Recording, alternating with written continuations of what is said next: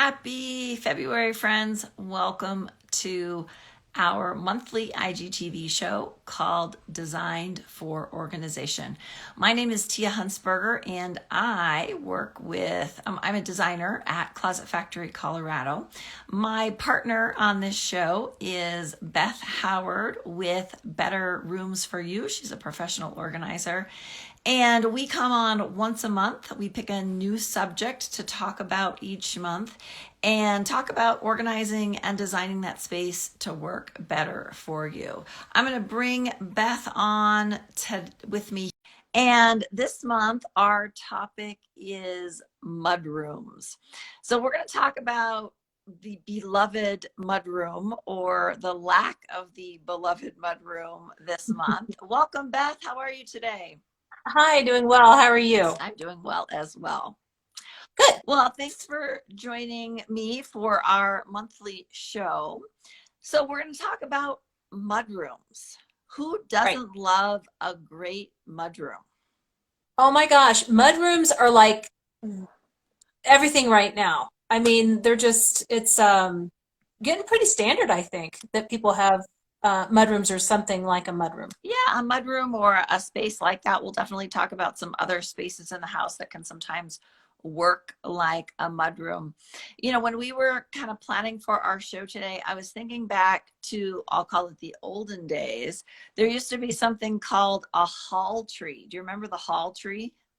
I do. I do. And I've seen some really cute ones, like on Pinterest that are, tall trees used to be kind of big and bulky, and they seem to be lighter with like painted white or something like that. But someplace you can sit and, you know, come in from outside and put your things down. Yeah. For sure. For those of you who don't know what a hall tree is, I recommend you get online, Google it, and take a look. But it's like a furniture type of piece that used to serve in a lot of people's homes, like what we're using for a mudroom now. What I will say about a hall tree is it's a piece of furniture. So it's got to be, you have to find one that's the right shape and size and color for your home. And if you're wanting one and you can't find one, I can build you a custom one that's the right shape, size, and color. So don't let hall tree shopping be in your way. I actually have a vintage hall tree that doesn't have a bench on it. It's got a platform, a little mirror above, and it has these two openings on either side, which I believe were to put an umbrella down into.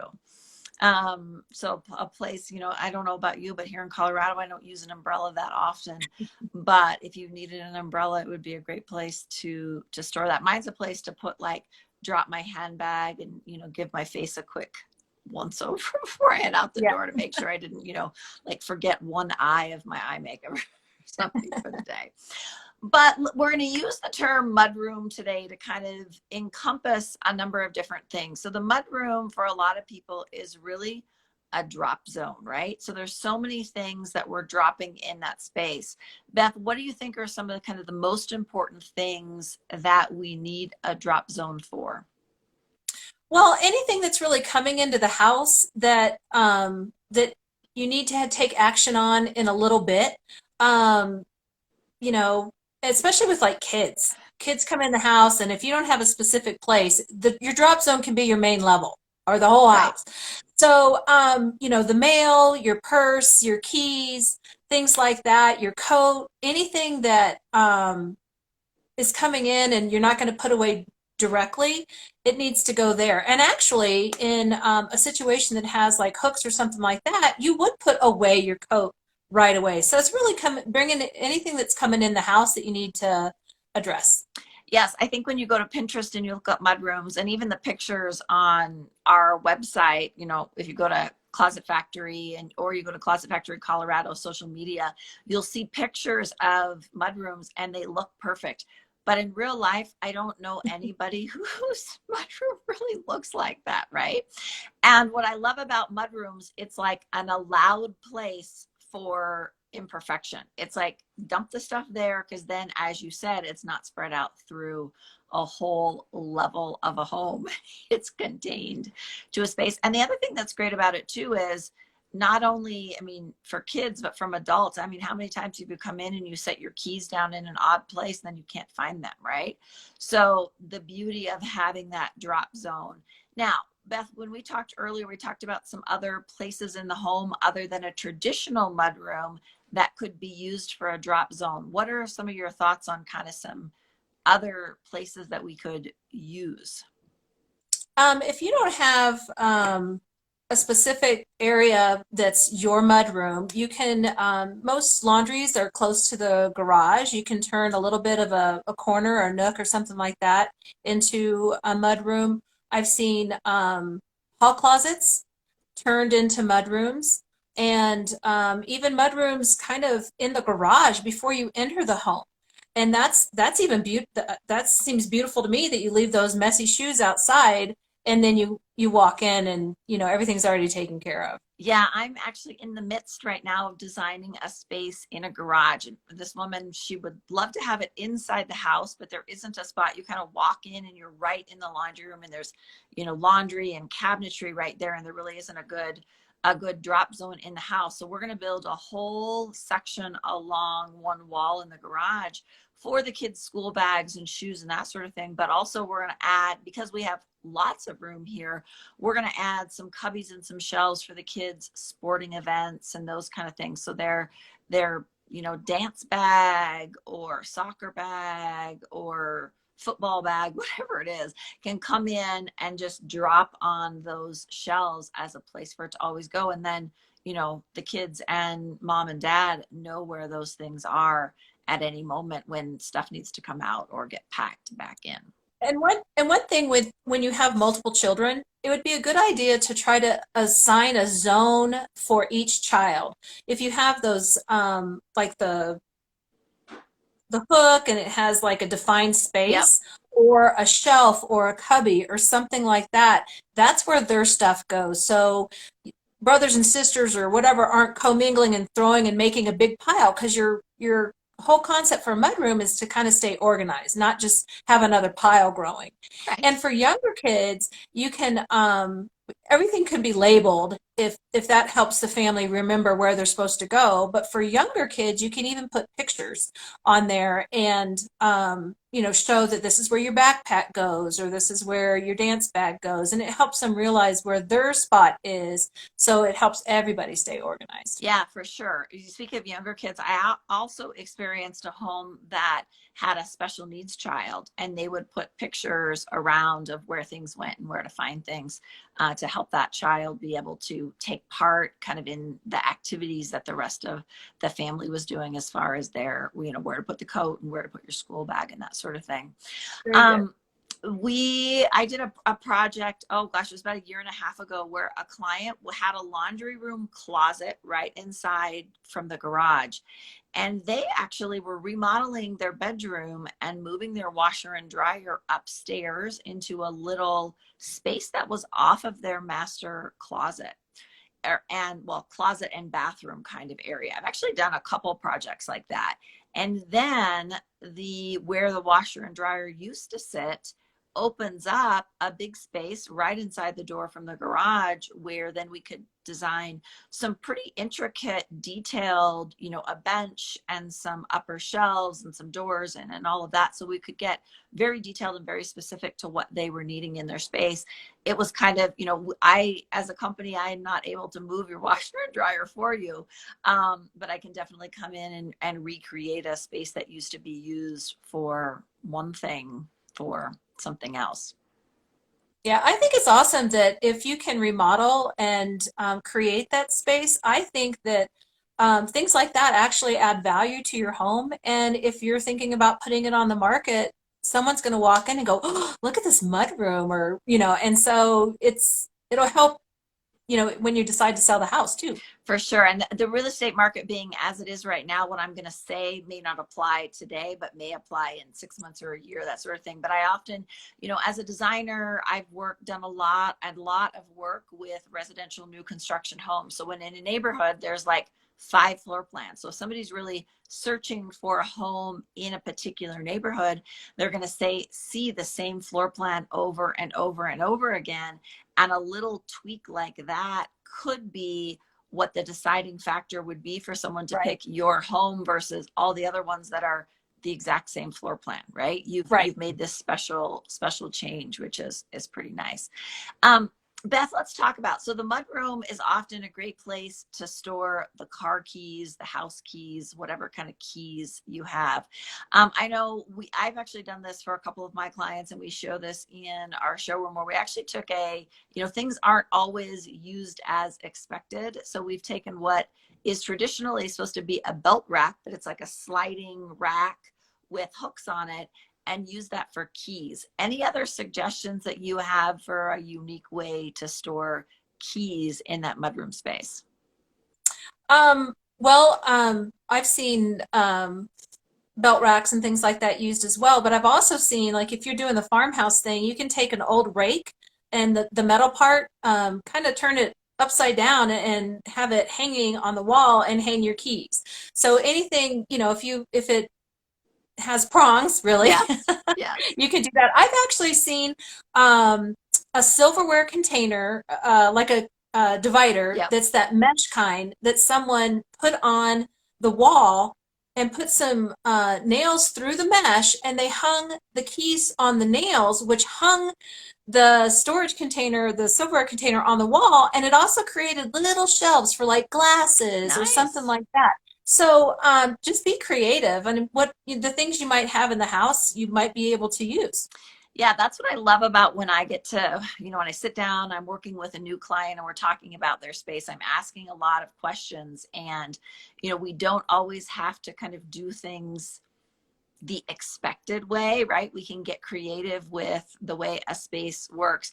We have something that we sell or that we offer typically when I design a closet or a shoe storage area. We have something that's called a slanted shoe shelf. So instead of being a flat shelf, it's slanted.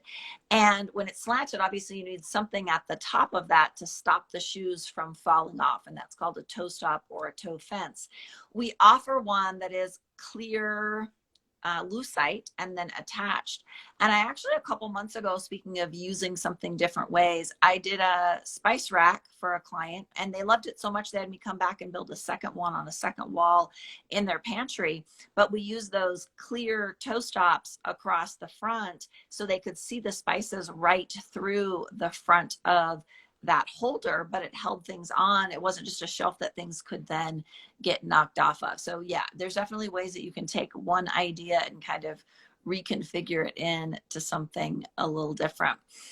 Good. So Beth, let's talk about what kind of things we're storing in our mudroom. So I know a lot of people, shoes is a very challenging storage subject really throughout the house, but I definitely think a mudroom is definitely a shoe drop zone. Any thoughts Right. on shoe storage in the mudroom space? Well, I know that when you design a mudroom, you can have a bench with nothing underneath it, and that's an awesome place to store shoes, maybe on a boot rack. If they're dirty or wet or something like that, then they can dry off. One thing I really wouldn't recommend, especially during the wet season, rain or snow, is getting a basket and everybody throwing their shoes in there, because then you get mud and water on other shoes and stuff like that, and it can kind of get stinky. So anyways, that's what not to do, at least in the wet months. But I'm sure you can have cubbies, and there's shoe storage, like little cabinets that are just little squares, Mhm. that you could use and actually sit on top of that as a bench, for the multi-purpose type thing. Yeah. So when I design a bench in a mudroom, there's so many different ways that we can do that. Oftentimes I'll do, a bench is about 18 inches tall. I'll do one shelf in there for people to have two levels of shoe storage, which works well. Another option that we can do is we can make the bottom and the center shelf a slide out. So it can actually be deeper than one row of shoes. So you could put multiple items in there. In our showroom, we do show under the bench a basket, which is you could put shoes in the basket, and that would allow, if you put too many in there, obviously you're concerned about getting wet, but if you're stacking them it actually gives them a little bit more airflow around them to dry. And then sometimes I'll actually take out the very bottom shelf so someone can put, depending on what their flooring is in the mudroom, whether it's hardwood or tile, this would be kind of a different story, but one of those rubber trays where you can put your wet, snowy shoes and boots on to dry kind of underneath, and then a shelf and a bench above. You know, sometimes people want drawers underneath, and I think that's a great option underneath that bench. I don't love drawers for shoes for that exact reason that you stated, because they're not drying, right? They're just in the space, and you know, eventually they'll dry, but they won't dry quite as nicely, and you'd have to keep that drawer open. But sometimes people are using that for other things, like that drawer could be used for hats or gloves or that sort of thing. So drawers is an option. And then another option can be a bench with a lid that pops up. There's some challenges to that as far as spacing and kind of what that's running into when it opens. A lot of people are used to a bench with a lift up top, because we see that a lot in furniture pieces where you don't really get to pick how it works. So sometimes people think they want a pop up lid, but then once I actually go through the benefits of doing it a different way, we find something that's a better solution for them. But all of those scenarios are options, and all of those are available when I'm designing a space.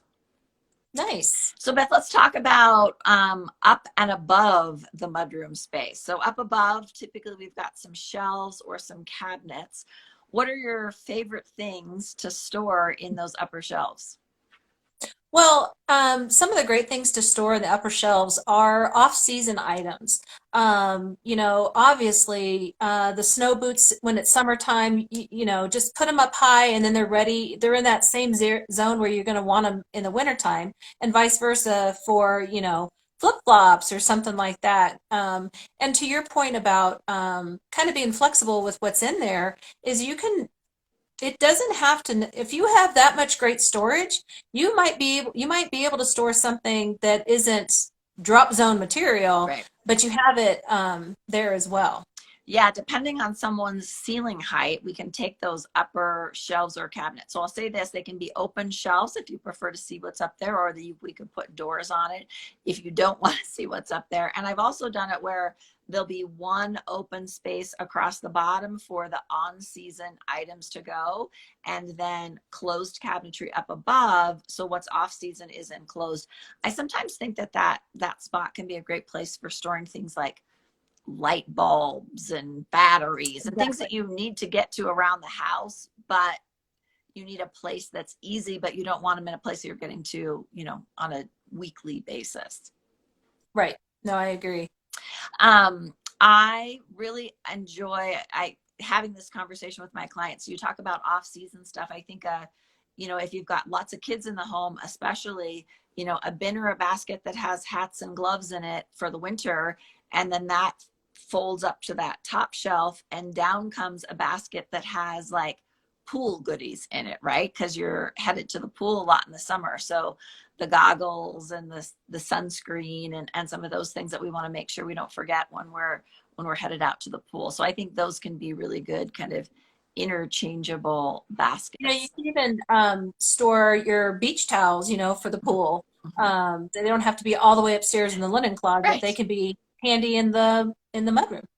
Yeah, I think that's a great point, Beth. Oftentimes we think it's a towel, it needs to be stored with the towels, but oftentimes we can store those things where we're actually using them. My husband is actually really good about storing like work towels in places where he's going to be working. So whether that's in the garage, we have a stack of those in the laundry room for a quick little cleanup. And it's pretty helpful, because then wherever you are, you're like, okay, there's towels here, and I'll grab that to, clean up a little mess or whatever Yeah. it might be in that space. So Beth, let's talk about our beloved furry friends. So Yes. they also have things that need to drop coming in and out of the house. What are your thoughts on storing some pet goodies in the mudroom area if we have room for it? Right. When you go out and you walk your dog and you bring that leash in and everything, it's really good to have a specific place so you know when you accidentally say the word walk and your dogs go crazy that you know where that leash is Right. because they don't have the patience to wait for you to find it. So a hook, something like that for the dog leash. Sometimes I have a fanny pack if I'm wearing pants that don't have pockets, that would be close by, key to your house, things like that, but also dog food. If you kept your dog water bowls and or pet, I don't want to, you know, say anything bad about cats, but anyways, your pet food and water bowls in the mudroom, I think it's a good idea to keep it on, like you said, a hard surface, especially like tile for easy cleanup. But you can even have, you can have your pet food out of the way behind a door, and have a leash next to it or something like that, so everybody knows where the leash is and the extra poop bags I when they're just needed. designed, well, we're going to be installing it here this week, I think.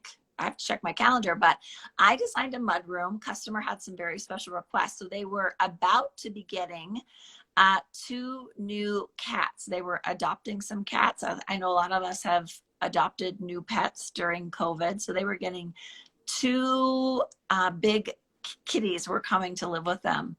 So we built a bench type of bottom cabinet with some shelves and coat storage above. Underneath is a cabinet where the litter box is going to go. And Oh. on the side of it, I actually have another client that has something similar to this in their entryway of their home. I didn't build it for them. It was there before I met them. But so for this client, we built a cabinet. And on one end of the cabinet, there's an opening that the cat can walk in and out of. So will control, obviously, smells. It will control litter that gets, walked in and around the house.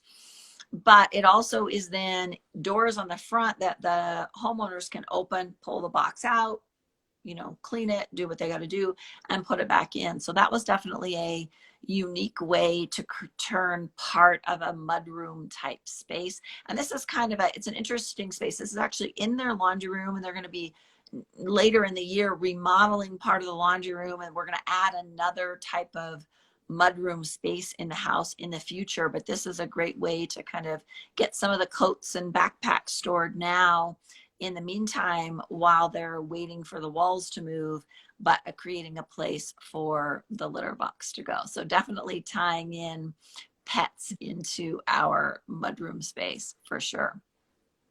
I think one of those things is like you can't take your dogs for a walk without the sanitary disposable bags, right? So those have to hang right there. So every time you go out the door, you don't forget them. And like you said, if you accidentally say something that makes the dogs think they're going for a walk, you have to know where all of those things are for sure. I can't say the word walk. I have to say traverse. They haven't picked up traverse yet, but I can't say walk. That That sets them off. I'm like, "Wah!" That is hilarious. That is hilarious. Right now, so we brought a new kitty into our home. A friend had to rehome her cat, and so he came to live with us in, I think it was July. And he definitely has, we can't, so in our house, we can't walk into the kitchen because he assumes every time we walk into the kitchen, he's getting fed. I actually had somebody in my house doing some work that was standing in the kitchen, and Jack was like pacing around the kitchen like, when am I going to get some food out of this deal? So Hey, you open that cabinet. yes, yes. Yeah, for sure, for sure. Well, Beth, let's talk a little bit about kind of, we touched on shoes in the mudroom. Let's talk about what other items go in the mudroom. And I want to kind of throw out a thought. So you talked about having kind of dividers that divide down that space for each family member, which I think is an awesome option. Sometimes I go into homes and they have, two parents, three kids, or two parents, two kids, and a grandma or something that live in the house, right? And the space isn't quite big enough where if we created those two dividers,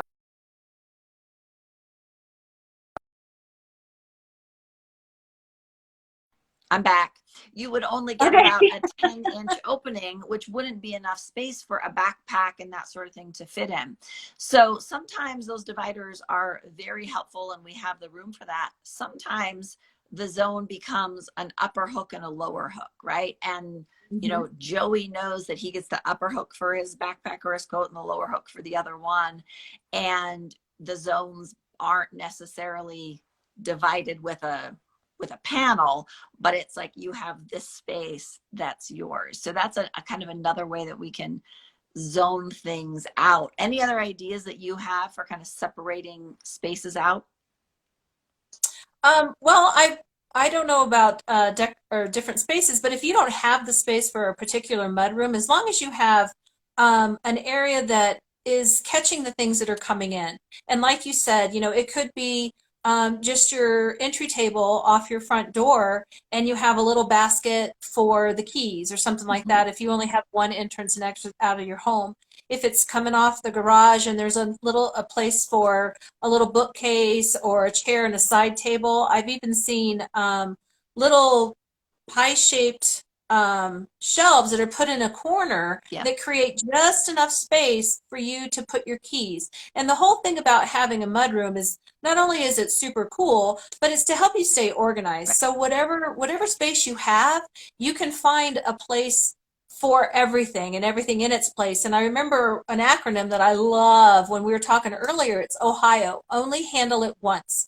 So instead of coming in the house with your keys in your hand and dumping them on the kitchen counter, if that's not, the closest thing, but if you have a hook by the door, it goes right there. And you get a habit of putting it where it lives, and then you'll find it when you need it. For And sure. so the only handle it once kind of mentality is kind of, I think, what we're all trying to get with the drop zone is when you bring stuff in the house, it has a place to go. For sure. Mail. Oh my gosh, mail is something that we almost always bring it in, almost on a daily basis, right? And having mail scattered around the house, or even kind of thrown on the dining room table or whatever. There's way more better ways to do that. You can have a command center in your mudroom or your drop zone where things go and they don't just go all over the house. Right. And that's the beauty is people, I mean, we all would love to, well, I wouldn't say we all, but a lot of people would love to have this beautiful drop zone mudroom space. Not every home allows for that. So the beauty is like for what I do, I can build that space really anywhere someone has room for it if they have a spot. I actually just did a closet where we did a little drop zone right inside this woman's closet. So you walk in and right to the left is a place that she can drop her handbag and her phone and her keys. And the way her house is set up, it's actually a pretty convenient space. Some people are like, well, my closet is upstairs and at the back of the house. For this gal, you kind of come in through the garage and then right there is like the door to where her bedroom is and where this closet is. So it's a pretty logical space for her. But I've done those little drop zones in a number of different, a laundry room, a hallway, a garage for sure, wherever someone has room. We actually just did, I have a project that is going to be installing, I think next week. And we're doing a pantry for them. And right outside the pantry, they had this little bench. And we're building in a little bench with some upper shelves, and it's a little obtrusive. It blocks a little bit of their pantry door, but they had a much bigger piece of furniture sitting there for years, and they've been getting around it just fine. And so it pokes out into the door a little bit, but it's going to work well for them. And that's another one of those things that, if someone is house shopping in their neighborhood, they're going to have this unique space that other people don't have in that same floor plan, down the block or around the corner, for sure. Right. For sure. Well, Beth, before we wrap up today, any other mudroom drop zone tips that you'd like to share? Well, I would say if, from the garage or any door really, have a mat inside, but also outside to like wipe your feet and everything like that to kind of keep, even though we're talking about mud, we really don't want mud in the Right, house. right. So try to clean your shoes, before you step into the house, and two mats, one on each side of the door will help. For sure, for sure. Well, Beth, thanks so much for joining me again this month. I'm just going to share this with anyone who's watching this, whether you're watching it on IGTV or we share this video over to YouTube after it's played here on IGTV. If you have a subject that you would like us to touch base on in a further show and get Beth and I's thoughts and insights on that space, send us a message. You can also just go to either of our Instagram, Facebook, any social media area. You can come on, send us a message, and we would love to address whatever you're dying to know about. I picked the mudroom for this month because I think the mudroom, there's just something about it that feels seasonal to me in this unique way, because what we're doing there changes by season. And as much as, so it's an interesting space because I think mudrooms really impact organization. At the beginning of the year, I think we're all trying to get, we've got new goals, and organization is often on people's list of whether it be resolutions or just goals for the year. But more so for me, as we head into February, it's kind of this balance of like, okay, getting organized for the year, but I'm also starting to kind of, and I know we still have lots of cold days and lots of snow in this Colorado weather we're in, but I'm starting to think about the spring, right? I'm starting to think about like, when am I going to get to transition my shoes from winter to summer and all of that. So this is, I think, was a great topic to talk about this month. Beth and I will be back the first Wednesday of every month at 12 o'clock Mountain Standard Time, because we live in the Denver area, and we'll be back to talk about a new space and new tips to help make that space very designed for your organization. Bye, guys. We'll see you next month. All right. Bye. Take care.